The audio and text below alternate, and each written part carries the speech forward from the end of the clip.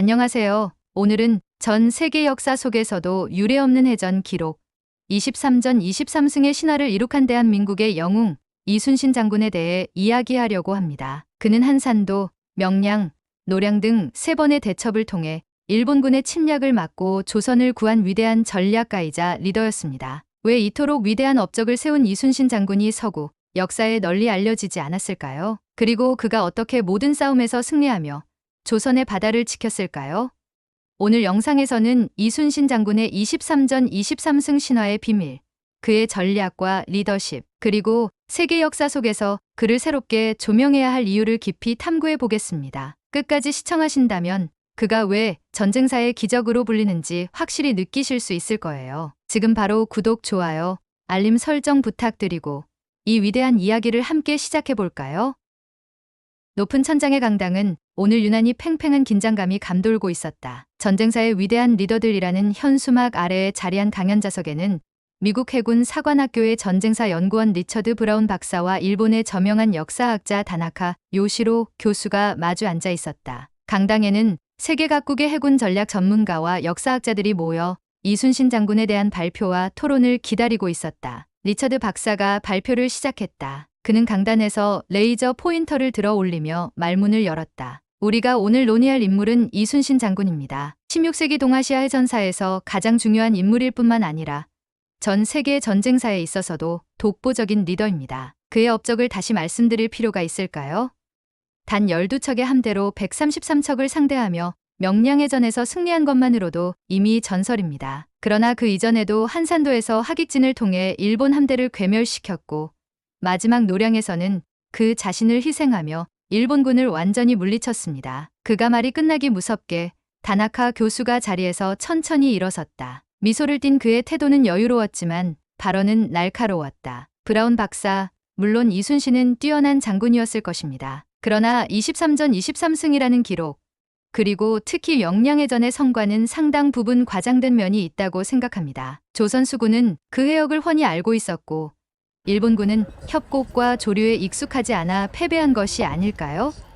전략이 아니라 환경과 운이 승리를 결정한 겁니다. 청중들 사이에서 조용한 웅성거림이 퍼졌다. 리처드 박사는 여유롭게 웃으며 답변을 시작했다. 좋은 질문입니다. 다나카 교수님. 하지만 명량해전에서 조선 수군의 승리가 단순히 환경의 이 점 때문이었다면 왜 이전에도 일본군은 계속해서 이순신 장군에게 패배했을까요? 한산도 대첩에서 그는 하객진이라는 혁신적인 전술로 일본군의 대규모 함대를 압도적으로 격파했습니다. 일본군은 조선 함대의 배치에 완전히 속아 넘어갔고 그 결과는 대패였습니다. 혹시 그 당시 일본 함대가 지형이나 날씨 때문에 패배했다는 기록이라도 가지고 계십니까? 리처드 박사가 질문을 던지자 다나카 교수의 얼굴이 약간 굳어졌다. 그는 잠시 멈칫하다가 다시 반박에 나섰다. 한산도 대첩은 일본군이 조선 수군의 함정에 빠진 결과일 뿐입니다. 일본군은 물자 보급에 집중하고 있었고 전투 준비가 되어 있지 않았습니다. 게다가 당시 조선 수군의 화포가 일본 함대에 유리하게 작용한 것도 간과할 수 없는 사실입니다. 하객진 전술이 아니라 단순히 기술적 우위 때문이 아니었을까요? 리처드 박사는 고개를 끄덕이며 대답했다. 물론 조선의 거북선과 화포가 일본의 배보다 뛰어났다는 점은 맞습니다. 하지만 좋은 무기가 있다고 해서 저절로 이길 수 있는 것은 아닙니다. 예를 들어 우리가 오늘날 현대 해군에서 아무리 강력한 무기를 가지고 있어도 잘못된 배치와 무계획한 전략으로는 전투에서 승리할 수 없지요. 하객진은 단순한 진영이 아니라 이순신 장군의 병력을 배치하고 유도하는 능력이 빛을 발한 전술적 걸작이었습니다. 여기에는 기록으로 남은 일본군의 패퇴 경로와 전술적 오류가 명확히 드러나 있습니다. 자, 여기를 보십시오. 그는 스크린을 넘기며 당시의 병력 배치와 전투 경과를 보여주는 자료를 띄웠다. 한산도 대첩에서의 일본군 함선의 혼란스러운 퇴각 경로와 조선 수군의 집중 공격 포인트가 그래프로 나타났다. 청중은 고개를 끄덕이며 리처드 박사의 분석에 빠져들었다. 하지만 다나카 교수도 물러서지 않았다. 그는 새로운 논점을 제시하며 말했다. 그렇다면 명량해전에 대해 이야기해보죠. 이순신은 12척의 배로 일본군을 상대했다고 하지만 기록에 따라 병력 차이가 과장되었다는 주장이 많습니다. 게다가 협곡의 조류가 일본군에게 불리하게 작용했다는 점은 어떻게 설명하실 건가요? 리처드 박사는 이번에도 차분하게 미소를 지으며 말했다. 교수님, 바로 그 점이 이순신 장군의 위대함을 보여주는 부분입니다. 그는 자신의 병력과 환경을 정확히 이해하고 이를 최대한 활용한 전략을 구사했습니다. 명량의 좁은 해협에서 일본군은 숫자적 우위를 발휘할 수 없었고 오히려 혼란에 빠졌습니다. 하지만 이는 단순히 지형 때문이 아닙니다. 이순신 장군은 직접 전선에 나서서 병사들을 독려하며 두려움에 떨던 군사들에게 용기를 심어주었습니다. 이는 단순한 전술이 아니라 리더십입니다. 장내의 공기가 다시 한번 리처드 박사 쪽으로 기울었다. 청중들은 점점 그의 논리에 몰입했고 다나카 교수는 잠시 말을 멈췄다. 리처드 박사는 마지막으로 청중을 향해 힘주어 말했다. 이순신 장군의 이야기는 단순히 과거의 한 기록이 아닙니다. 그는 오늘날 우리가 배워야 할 전략과 리더십의 본보기입니다. 다음으로는 각 대첩에서의 구체적인 승리 요인을 분석하며 그가 이룩한 업적을 더욱 자세히 살펴보겠습니다. 장내에 박수가 터져 나왔다. 다음 발표로 이어질 준비가 끝났다. 미국 해군 사관학교의 강당은 점점 뜨거운 열기로 가득 차 있었다. 리처드 브라운 박사의 차례였다. 그는 커다란 스크린에 띄운 자료를 가리키며 1592년의 한산도 대첩에 대한 분석을 시작했다. 화면에는 하깃진 전술을 배치한 조선 수군과 혼란에 빠진 일본 함대의 모습이 생생히 나타나 있었다. 리처드 박사는 청중을 향해 천천히 말을 이어갔다. 한산도 대첩은 단순히 이순신 장군이 승리를 거둔 해전 중 하나가 아닙니다. 이는 해상 전술의 진수를 보여주는 전투였죠. 당시 조선 수군은 일본 함대의 규모와 기세를 정확히 파악하고 있었습니다. 이순신 장군은 정면으로 부딪혀서 승리하기 어려운 상황에서 병력 배치와 전술로 이를 극복해냈습니다. 그는 스크린을 넘기며 당시의 병력 구성을 보여주는 도표를 띄웠다. 조선 수군은 총 56척, 일본군은 73척, 병력 규모에서 확실히 열세였지만 조선 수군은 일본군을 괴멸시켰다. 그의 전술은 바로 하깃진, 하기날개를 펼치는 형태로 적을 포위하여 집중 공격을 퍼붓는 방식이었습니다. 일본 함대는 조선 수군의 의도대로 좁은 해협으로 유인되었고 하깃진이 완성되자마자 양쪽에서 포위 공격을 당했습니다. 일본군이 이에 대응할 시간을 갖기도 전에 그들의 배는 파괴되고 수많은 병사가 바다에 빠졌습니다. 박사가 잠시 숨을 고르는 사이 다나카 요시로 교수가 천천히 손을 들고 일어섰다. 그는 특유의 여유로운 미소를 띠며 반박을 시작했다. 브라운 박사, 흥미로운 분석입니다. 하지만 당시 상황을 감안한다면 일본군의 패배는 이순신의 전술보다는 환경적 요인 때문이라고 보는 것이 더 합리적이지 않을까요? 기록에 따르면 일본군은 조선 수군이 유리한 좁은 해역으로 유인되었고 일본군의 배는 속도와 방향 전환에서 불리한 구조를 가지고 있었습니다. 즉, 지형적 약점이 그들의 패배를 가져온 겁니다. 청중들 사이에서 낮은 웅성거림이 일었다. 일부는 고개를 끄덕였고 다른 일부는 의아한 표정을 지었다. 그러나 리처드 박사는 미소를 지으며 여유롭게 말을 이어갔다. 좋은 지적입니다.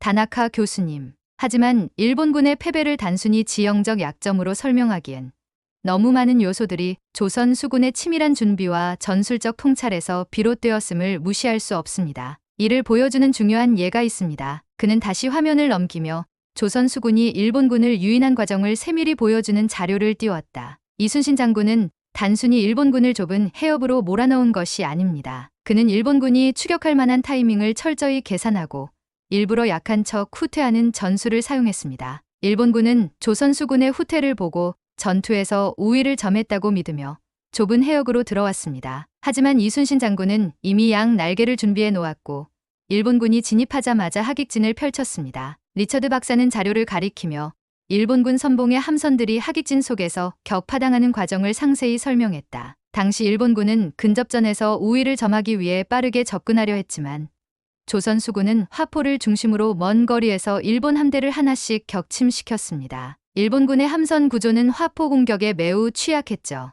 이는 단순히 환경적 요인으로는 설명할 수 없는 치밀한 전술과 준비의 결과입니다. 다나카 교수는 한숨을 쉬며 다시 반박을 시도했다. 흥미로운 분석입니다만 당시 조선 수군이 사용한 화포의 위력에 대한 과장은 없었을까요?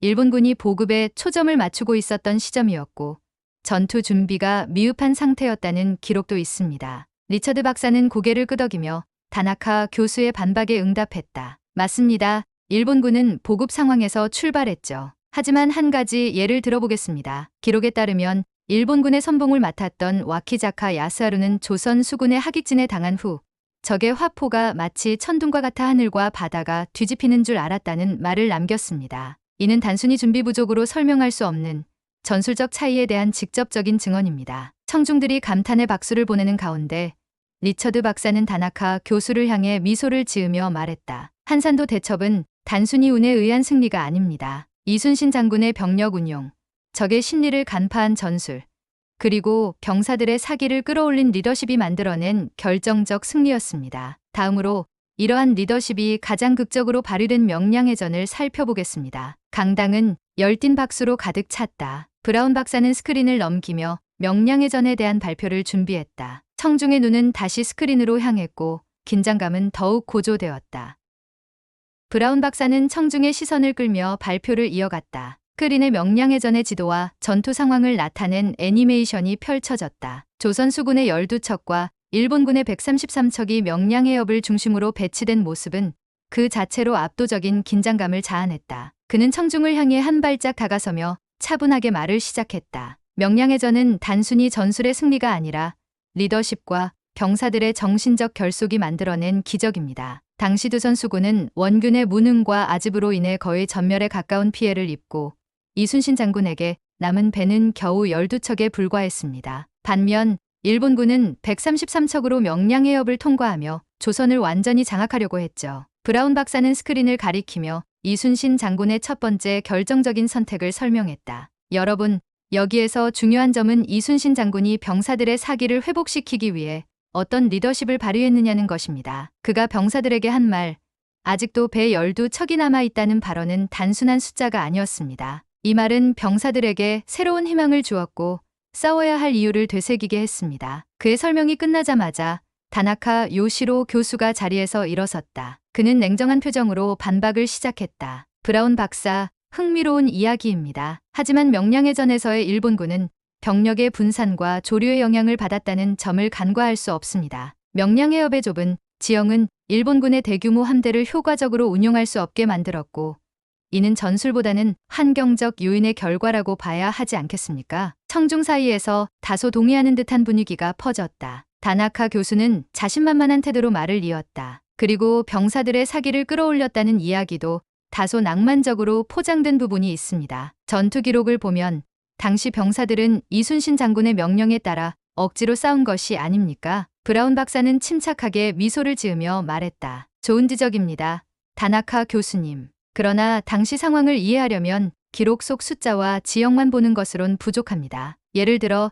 일본군의 장수들이 남긴 기록에 따르면 명량해전에서 그들은 조선 수군의 초기 공격과 함선의 배치에 큰 혼란을 겪었다고 나와 있습니다. 이는 단순히 조류나 지형으로 설명될 수 없는 부분입니다. 그는 스크린을 넘겨 명량해전 당시 조선 수군이 보여준 전술을 세밀히 설명하기 시작했다. 명량해협은 조류가 강하게 흐르는 곳으로 이순신 장군은 이를 완벽히 이용했습니다. 그는 좁은 해협을 적의 병력을 분산시키는 전략적 도구로 활용했으며 첫 번째 공격을 가할 때 적의 선봉을 철저히 파괴했습니다. 일본군은 선봉이 붕괴되자 혼란에 빠졌고 그들은 강한 조류에 휩쓸려 움직이기조차 어려웠습니다. 하지만 이 모든 것은 이순신 장군의 철저한 계산과 지휘가 없었다면 불가능한 일이었죠. 브라운 박사는 잠시 말을 멈추고 한 가지 예를 덧붙였다. 당시 조선 수군의 첫 번째 공격에서 가장 두드러졌던 점은 적의 기함을 정밀히 노렸다는 겁니다. 일본군 장수 구루시마 미치우사는 이 공격으로 전사했고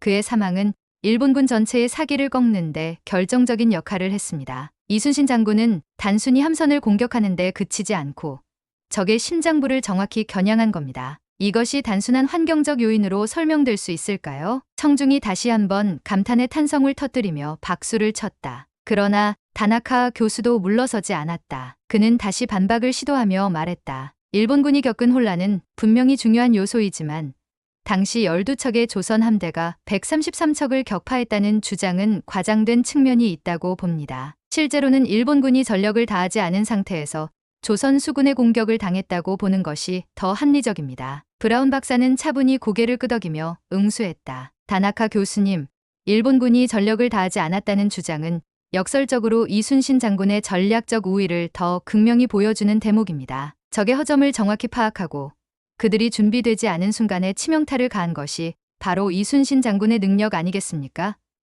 그리고 이를 뒷받침하는 또 다른 사례가 있습니다. 그는 명량해전에서 일본군이 조선 함대의 집중 공격을 받으며 후퇴하는 과정을 보여주는 애니메이션을 띄우며 설명을 마무리했다. 명량해전은 단순히 병력 간의 싸움이 아니었습니다. 이는 이순신 장군의 리더십, 전술적 통찰, 그리고 병사들의 용기가 만들어낸 전쟁사의 기적입니다. 이 전투는 우리가 오늘날에도 배워야 할 중요한 교훈을 줍니다. 이제 그의 마지막 전투, 노량해전으로 넘어가 보겠습니다. 청중은 다시 한번 뜨거운 박수를 보냈다. 브라운 박사는 화면을 넘기며 발표를 준비했다. 이제 마지막 대첩, 노량해전이 그들을 기다리고 있었다.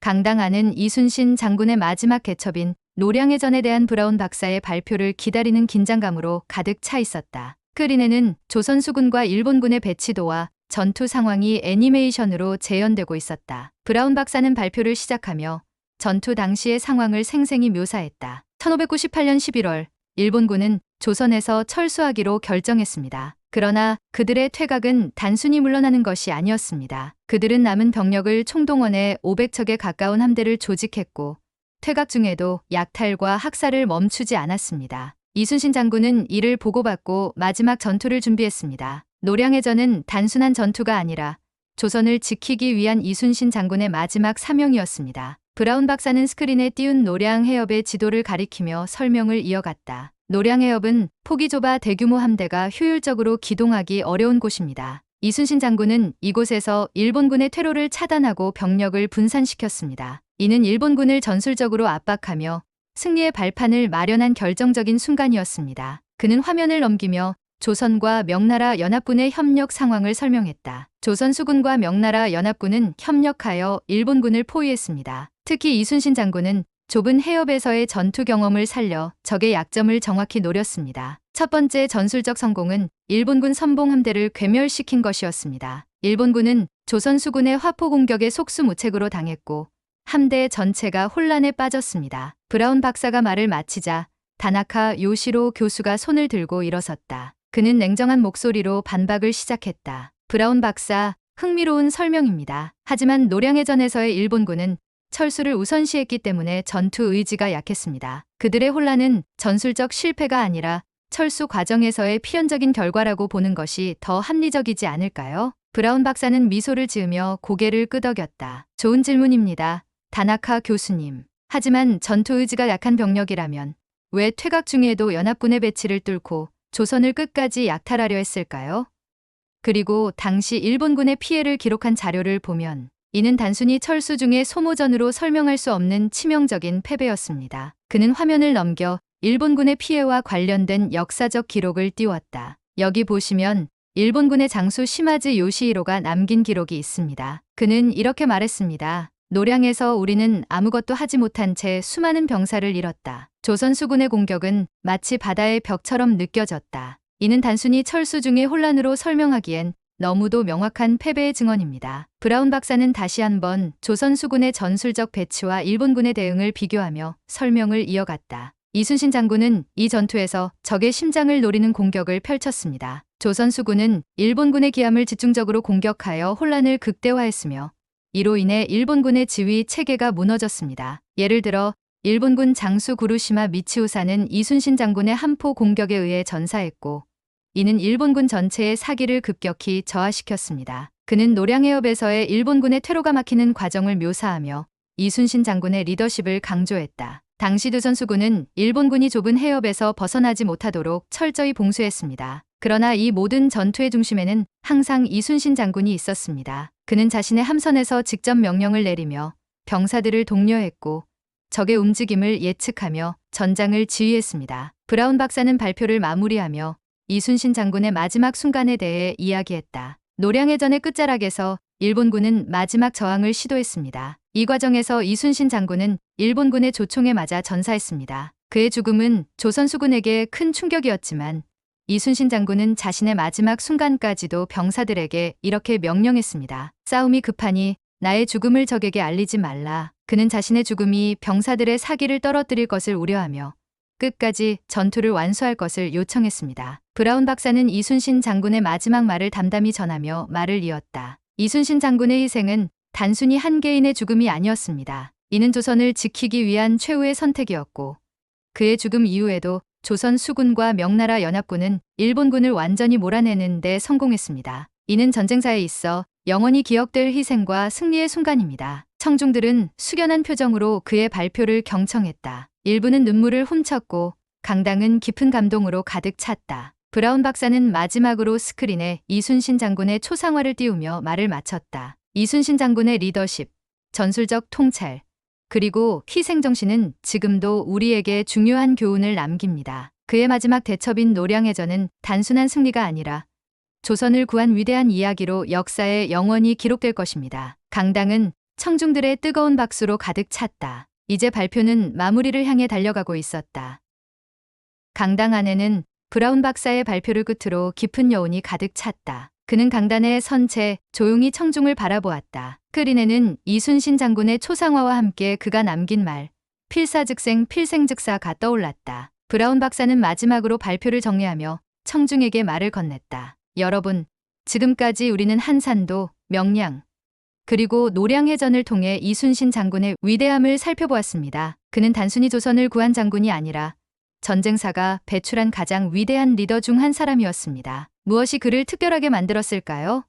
저는 그의 리더십, 전략, 그리고 희생정신이라고 생각합니다. 그는 한 발짝 앞으로 나아가 청중에게 중요한 메시지를 전달하기 시작했다. 이순신 장군의 리더십은 단순히 병사들을 지휘하는 데 그치지 않았습니다. 그는 자신의 목숨을 내던져 부하들의 생명을 지키고 나라를 구하기 위해 최선을 다했습니다. 특히 노량해전에서 자신의 죽음을 숨기며 전투를 계속하라고 명령했던 그의 마지막 순간은 오늘날 리더십의 본보기로 남아 있습니다. 브라운 박사는 스크린을 넘기며 이순신 장군의 전략적 사고가 현대에도 유효하다는 점을 강조했다. 이순신 장군은 철저한 준비와 계획을 바탕으로 불리한 조건에서도 승리를 만들어낸 인물이었습니다. 그의 하객진은 단순히 과거의 전술이 아니라 오늘날에도 통하는 창의적이고 유연한 전략을 보여줍니다. 현대의 경영자나 군사 지도자들도 이순신 장군의 전술에서 많은 교훈을 얻을 수 있습니다. 그는 한 가지 예를 들며 설명을 이어갔다. 미국 해군의 한 장군은 이순신 장군의 전략을 분석하며 이런 말을 남겼습니다.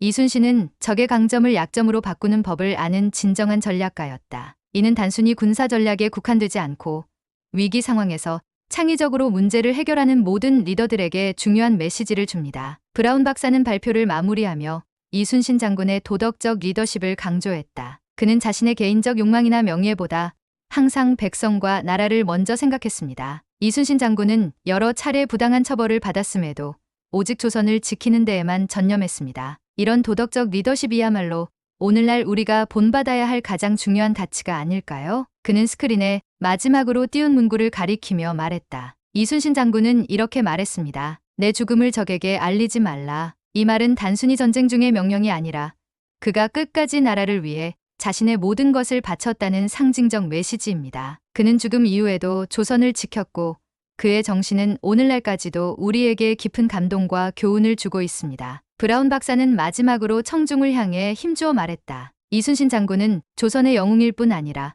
전 세계 전쟁사와 리더십의 교과서로 기억되어야 할 인물입니다. 그의 이야기는 단순히 한 민족의 역사를 넘어 전 인류가 기억해야 할 소중한 자산입니다. 여러분도 그의 업적을 더 많은 사람들에게 알려주시길 바랍니다. 박수 소리가 강당을 가득 채웠다. 브라운 박사는 미소를 지으며 마지막 인사를 건넸다. 오늘 제가 준비한 이야기는 여기까지입니다. 이순신 장군의 위대함을 함께 공유할 수 있어서 영광이었습니다. 여러분, 이 영웅의 이야기를 잊지 말고 앞으로도 많은 사람들과 나눠주세요. 감사합니다. 오늘의 이야기가 감동적이었다면 구독, 좋아요, 알림 설정 잊지 말아주세요. 여러분의 관심이 더 많은 사람들에게 이순신 장군의 이야기를 전하는 데 큰 힘이 됩니다. 다음에도 더 흥미로운 이야기로 찾아뵙겠습니다. 감사합니다.